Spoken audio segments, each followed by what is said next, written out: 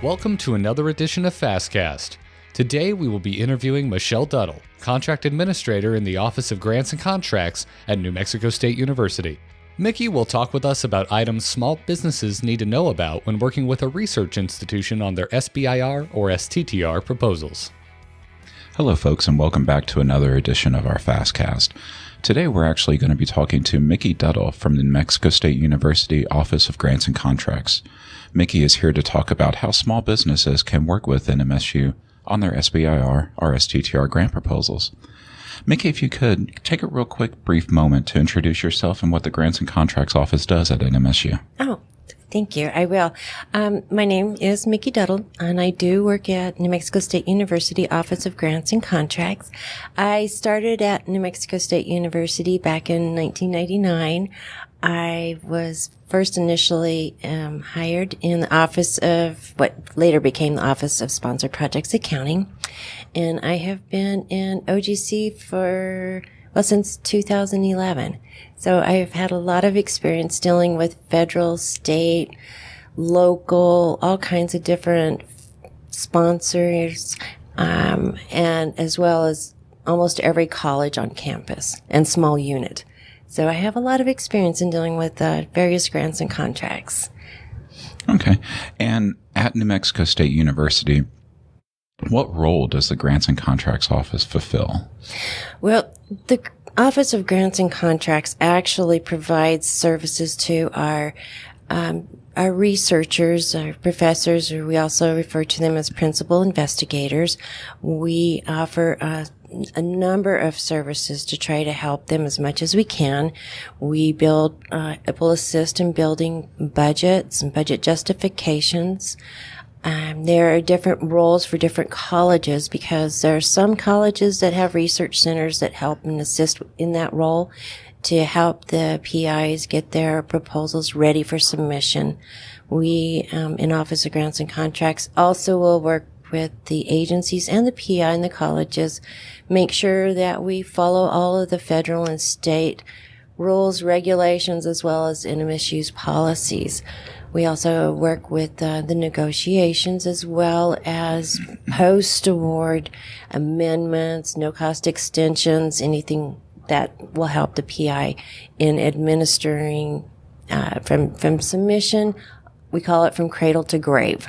So from helping with the budget, ensuring that the application is ready for submission, submitting it, doing negotiations with the agency, as well as working with any other amendments and filing the final reports as required.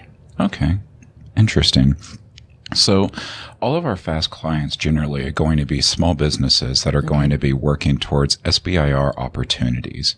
And under the SBIR program, a small business is allowed to bring on a subaward, such as New Mexico State University. What information does a small business need to have prepared in advance before they try and bring on an NMSU professor or research faculty or someone of that nature as a subaward to an SBIR opportunity? Well, my first recommendation is whatever you decide that you want to work towards building your proposal or wanting to contact an NMSU professor, start super early. Start as soon as you know that you're going to want to be submitting to this program, submitting an application for funding. In dealing with each professor, I'm sure there's some variations of what is required, but I would definitely start trying to contact one that you are interested or has the same interest in what you want to apply towards. Then from there, you will be working primarily with the PI or NMSU professor in building that scope of work and determining what it is that NMSU will be providing in support of the solicitation or the application. Okay. Now, of course, with SBIR opportunities, there is a lot of paperwork that generally goes into there.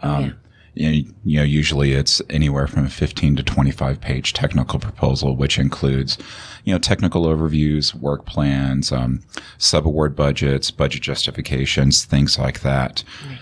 Before a small business approaches NMSU and the Grants and Contracts Office for collaboration, what all do they need to have ready? Do they need to have the full proposal package, or can they just have an abstract and a scope of work? How does that usually operate? Well, we usually receive notification from the PI or your NMSU professor who is willing or wanting to collaborate with you on this and be a subcontractor on this application. Typically, they will notify either the Office of Grants and Contracts, or if they happen to have a research center within their own college, they will start the process from the NMSU side. In that way, whether they're contacting us at OGC or their research center.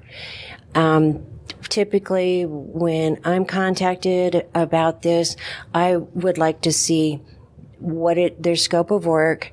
I will work with the PI to get the budget for the NMSU side, as well as the budget justification, the letter of commitment, and get that signed once we have everything in agreement. But typically, it starts with the PI and the small business owner working together to build that scope of work, and then we step in at that point when we're notified that they need our assistance.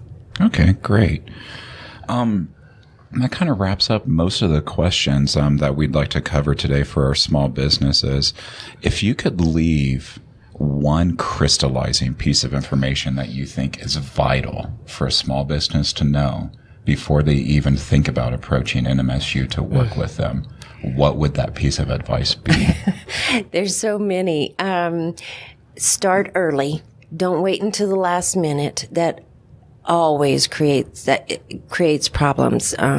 Start early with your contact efforts. Start early with your drawing up your draft or your